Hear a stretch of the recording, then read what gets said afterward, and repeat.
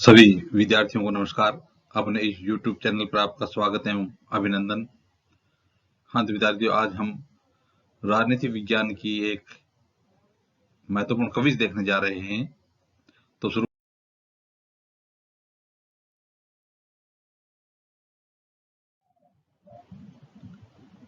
सभी विद्यार्थियों को सुप्रभात।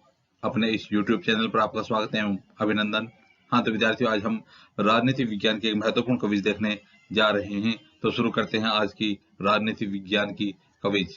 हमारी क्विज का पहला प्रश्न है, निम्नलिखित में से कौन सा लक्षण अपने स्रोत से सुमेलित नहीं है। तो आपको जो स्रोत बताए जा रहे हैं उससे संबंधित जो लक्षण नहीं है उसको बताना है। पहला है न्यायिक पुनरीक्षण, क्या जापान के संविधान से संबंधित है। दूसरा, समवर्ती सूची, क्या ऑस्ट्रेलिया के संविधान से सुमेलित है।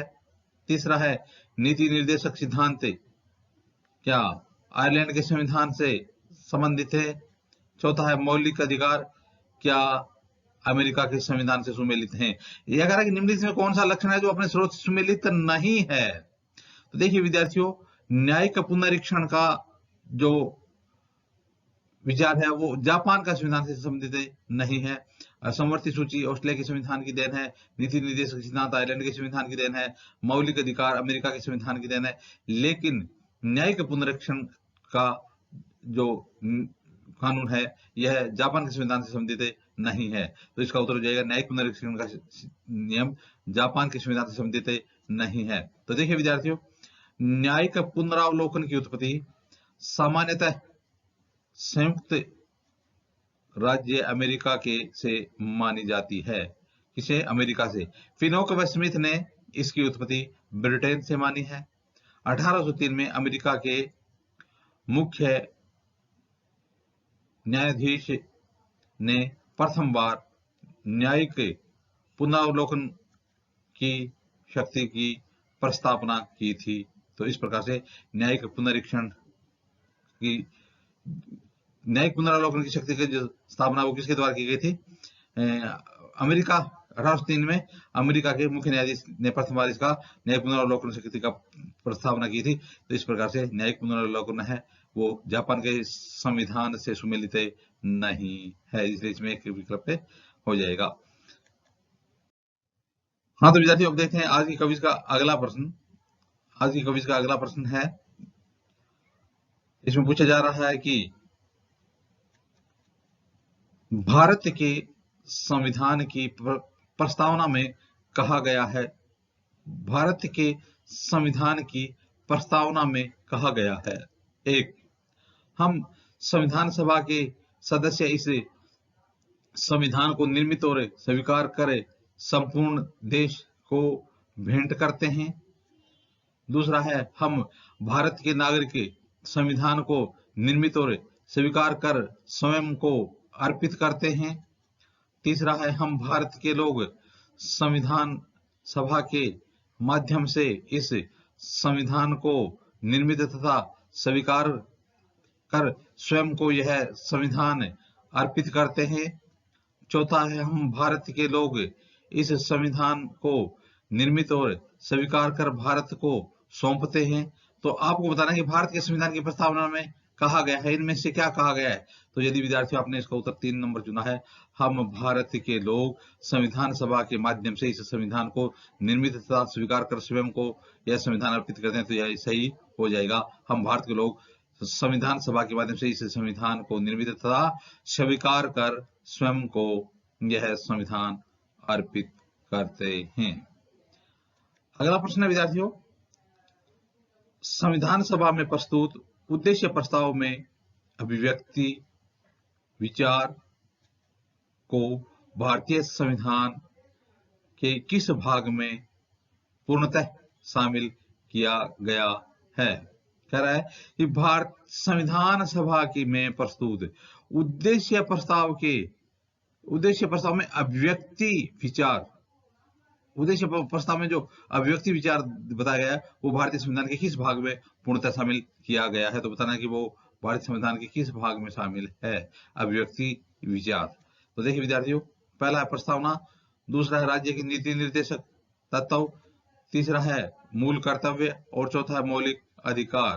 तो निश्चित है इसका अर्थ है, देखिए क्या ना कि अभिव्यक्ति की स्वतंत्रता है ना, अभिव्यक्ति विचार, तो भारतीय संविधान के किस भाग में पूर्णतः शामिल किया गया है? तो इसका उत्तर हो जाएगा मौलिक अधिकारों में। किस में शामिल किया गया? मौलिक अधिकारों में। इसका 4 नंबर विकल्प है, सही हो जाएगा। तो देखिए विद्यार्थियों, मौलिक अधिकार संविधान के भाग नंबर 3 और अनुच्छेद 12 से 35 तक हैं। इनमें जो अभिव्यक्ति का की स्वतंत्रता है उसको भी शामिल किया गया है। तो मौलिक अधिकार संविधान के कौन से भाग में? भाग 3 में अनुच्छेद 12 से 35 तक शामिल किया गया है। तो देखिए विद्यार्थियों, अनुच्छेद 19 वाक एवं अभिव्यक्ति की स्वतंत्रता को व्यक्त करता है, अनुच्छेद 19। हाँ तो विद्यार्थियों, अब देखते हैं आज की प्रश्नोत्तरी का अगला प्रश्न। आज की प्रश्नोत्तरी का अगला प्रश्न है, भारतीय संविधान की सर्वोत्तम प्रकृति है। कह रहा है कि भारतीय संविधान की सर्वोत्तम प्रकृति क्या है? एक, संघात्मक अमेरिकी व्याख्या पर आधारित। दूसरा है ब्रिटिश संविधान और अमेरिकी संविधान का मिश्रण। तीसरा है एकात्मक लक्षणों से युक्त संघात्मक। चौथा है संपूर्णार्थ संघात्मक। तो भारतीय संविधान की सर्वोत्तम प्रकृति क्या है? तो विद्यार्थी इसका नंबर 3 हो जाएगा, एकात्मक लक्षणों से युक्त है और संघात्मक है। एकात्मक लक्षणों से युक्त होते हुए भी भारतीय संविधान की प्रकृति क्या है? संघात्मक है। अगला प्रश्न है, संविधान की प्रस्तावना के संबंध में क्या असत्य है? तो संविधान की प्रस्तावना के बारे में जो असत्य क्या है वो बताना है। पहला है, प्रस्तावना एकता व अखंडता पर बल देती है।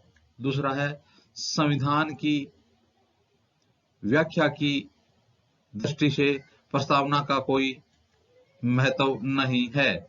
तीसरा है, प्रस्तावना यह स्पष्ट करती है कि भारत की राज्यसत्ता का एकमात्र स्रोत भारत की जनता है। और चौथा विकल्प है, प्रस्तावना संविधान में निहित आदर्शों एवं उद्देश्यों को स्पष्ट करती है। तो आपको बता रहा है कि संविधान की प्रस्तावना के संबंध में इसमें असत्य क्या है। तो विद्यार्थी, यदि आपने इसका विकल्प नंबर 2 चुना है कि संविधान की व्याख्या की दृष्टि से प्रस्तावना का कोई महत्व नहीं है, नहीं, संविधान की व्याख्या की दृष्टि से प्रस्तावना का बहुत ज्यादा महत्व है, इसलिए यह है इसमें असत्य हो जाएगा। प्रस्तावना एकता व अखंडता पर बल देती है, सही बात है। इसी प्रकार से प्रस्तावना यह स्पष्ट करती है कि भारत की राष्ट्रता का एकमात्र स्रोत भारत की जनता है। प्रस्तावना संविधान से में निहित आदर्शों एवं उद्देश्यों को स्पष्ट करती है। तो इसमें क्या पूछा है, असत्य क्या है? तो यह असत्य हो जाएगा, संविधान की व्याख्या की दृष्टि से प्रस्तावना कोई महत्व नहीं है। तो इस प्रकार से संविधान की व्याख्या की दृष्टि से प्रस्तावना कोई महत्व नहीं है, यह असत्य हो जाएगा। हाँ तो विद्यार्थियों, अब देखते हैं आज की प्रश्नोत्तरी का अगला प्रश्न।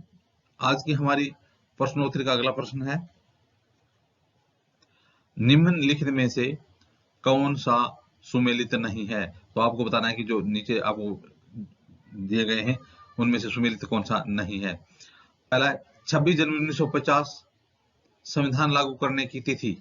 26 यह कह रहा है कि सुमेलित नहीं है, 26 जनवरी 1950 संविधान लागू करने की तिथि है क्या? दूसरा है, 26 नवंबर 1949 भारत के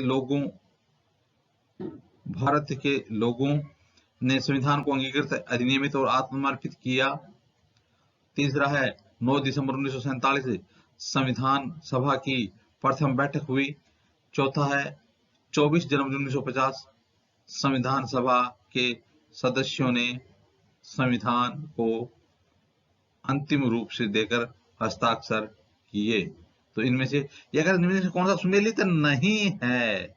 तो आपको बताना है कि इसमें सुमेलित कौन सा नहीं है। तो यदि विद्यार्थी आपने इसका उत्तर विकल्प नंबर 3 चुना है, 9 दिसंबर 1947 संविधान सभा की पहली बैठक हुई थी, तो यह इसमें गलत हो जाएगा, क्योंकि 26 जनवरी 1950 को संविधान लागू करने की तिथि है।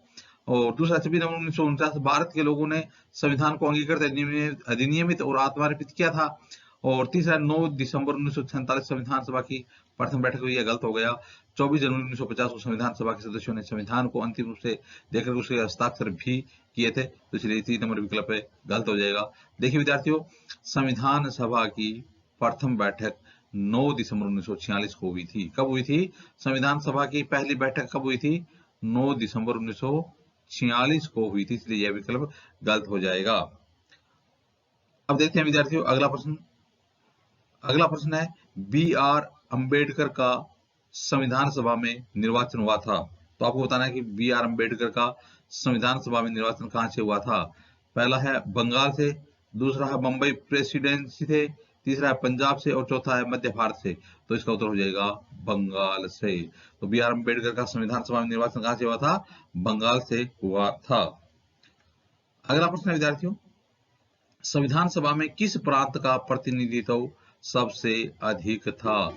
तो संविधान सभा में आपको बताना है कि किस प्रांत से जो प्रतिनिधित्व सबसे ज्यादा आए थे। तो इसका उत्तर आपको देना है, एक मुंबई, दूसरा है मद्रास, तीसरा है संयुक्त प्रांत और चौथा है बंगाल। तो विद्यार्थियों इसका उत्तर क्या हो जाएगा? आपने यदि इसका उत्तर विकल्प नंबर 3 चुना है तो आपका उत्तर बिल्कुल सही है। संयुक्त प्रांत से संविधान सभा में जो प्रतिनिधि थे उसका प्रतिनिधित्व सबसे अधिक था। तो इसका उत्तर हो जाएगा संयुक्त प्रांत। हाँ तो विद्यार्थियों, अब देखते हैं आज की प्रश्नोत्तरी का अगला प्रश्न। आज की प्रश्नोत्तरी का अगला प्रश्न रहेगा, भारतीय गणतंत्र की 26 जनवरी 1950 को सही संवैधानिक वस्तुस्थिति क्या थी जब संविधान लागू किया गया? तो भारतीय संविधान की 26 जनवरी 1950 को जब हमारे देश में संविधान लागू किया गया, उस समय की संविधान लागू किया गया, उसमें की संवैधानिक वस्तुस्थिति क्या थी? तो देखिए, एक लोकतांत्रिक गणराज्य, दूसरा संपूर्ण प्रभुत्व संपन्न धर्मनिरपेक्ष लोकतंत्रात्मक गणराज्य, तीसरा उसमें भारत संपूर्ण प्रभुत्व संपन्न समाजवादी धर्मनिरपेक्ष लोकतांत्रिक गणराज्य बना, चौथा विकल्प संपूर्ण प्रभुत्व संपन्न लोकतंत्रात्मक गणराज्य बना। तो यदि इसका आपने उत्तर विकल्प नंबर 4 चुना है, संपूर्ण प्रभुत्व संपन्न लोकतंत्रात्मक गणराज्य बना, तो आपका उत्तर बिल्कुल सही है। 26 जनवरी 1950 को जब संविधान लागू किया गया था, उसमें भारत संपूर्ण प्रभुत्व संपन्न लोकतंत्रात्मक गणराज्य बना। अगला प्रश्न है विद्यार्थियों, निम्नलिखित में से कौन सा कथन संविधान सभा के विषय में सही नहीं है? हाँ विद्यार्थियों, निम्नलिखित में से कौन सा कथन संविधान सभा के विषय में सही नहीं है? तो पहला है, वह प्रत्यक्ष निर्वाचन का परिणाम थी। संविधान सभा प्रत्यक्ष निर्वाचन का परिणाम थी क्या? दूसरा, वह बहुदलीय निकाय थी क्या? संविधान सभा बहुदलीय निकाय थी। तीसरा है, संविधान सभा वयस्क मताधिकार पर आधारित नहीं थी। चौथा है, संविधान सभा ने अनेक समितियों के माध्यम से कार्य किया। तो क्या कह रहा है कि निम्नलिखित में कौन सा कथन संविधान सभा के विषय में सही नहीं है, गलत कौन सा है? तो देखिए, इसमें 1 और 4, दूसरा है 1 और 3, तीसरा है 1 और 2, चौथा है 1 और 2, 3 और 4। तो इसमें गलत कौन सा है? तो यदि विद्यार्थियों ने आपने विकल्प नंबर 2 चुना है, 1 और 3, तो देखिए निम्नलिखित में कौन सा संविधान सभा के सही नहीं है? यह प्रत्यक्ष निर्वाचन थी, यह भी सही नहीं है। और इसके साथ साथ आगे देखेंगे, 3 नंबर विकल्प है, वह समताधिकार पर आधारित नहीं थी, तो यह भी गलत हो गया। इस प्रकार से इसका विकल्प नंबर 2 से हो जाएगा 1 और 3। हाँ तो विद्यार्थियों, अब देखते हैं आज की प्रश्नोत्तरी का अगला प्रश्न। आज की प्रश्नोत्तरी का अगला प्रश्न रहेगा, भारत के संविधान के अधीन नागरिकों के लिए निम्न में से कौन सा मूल कर्तव्य है? तो भारत के संविधान के अधीन नागरिकों के लिए निम्न में से कौन सा मूल कर्तव्य क्या है? मूल कर्तव्य नागरिकों के लिए, तो देखिए, पहला है भारत के सभी धर्मों को अधिकाधिक जानना, कर्तव्य की बात हो रही है। दूसरा है राष्ट्रीय महत्व के स्मारकों को देखने जाना। तीसरा है राष्ट्र की रक्षा करना तथा राष्ट्रीय सेवा प्रदान करना जब भी इस हेतु आह्वान किया जाए। चौथा है पड़ोसी देशों के लोगों को मित्रवत सहयोग प्रदान करना। तो यह कह रहा है कि भारत के संविधान के अधीन नागरिकों के लिए निम्न में से कौन सा मूल कर्तव्य है? तो इसका विकल्प 3 हो जाएगा, राष्ट्र की रक्षा करना तथा राष्ट्रीय सेवा प्रदान करना जब भी इस हेतु आह्वान किया जाए। इसलिए विकल्प नंबर 3 इसका सही हो जाएगा। देखिए विद्यार्थियों, इस हेतु आह्वान किया जाए, ठीक है। अब देखते हैं अगला प्रश्न। भारतीय संविधान के किस भाग को उसकी आत्मा की संज्ञा दी गई है? तो भारतीय संविधान के किस भाग को संविधान की आत्मा की संज्ञा दी गई है? पहला विकल्प है संविधान के सभी अनुच्छेद, दूसरा है प्रस्तुतिकरण, तीसरा है राज्य की नीति निर्देशक तत्व और चौथा है संवैधानिक उपचारों का अधिकार। तो आपको बताना है कि भारतीय संविधान के किस भाग को संविधान की आत्मा की संज्ञा दी गई है।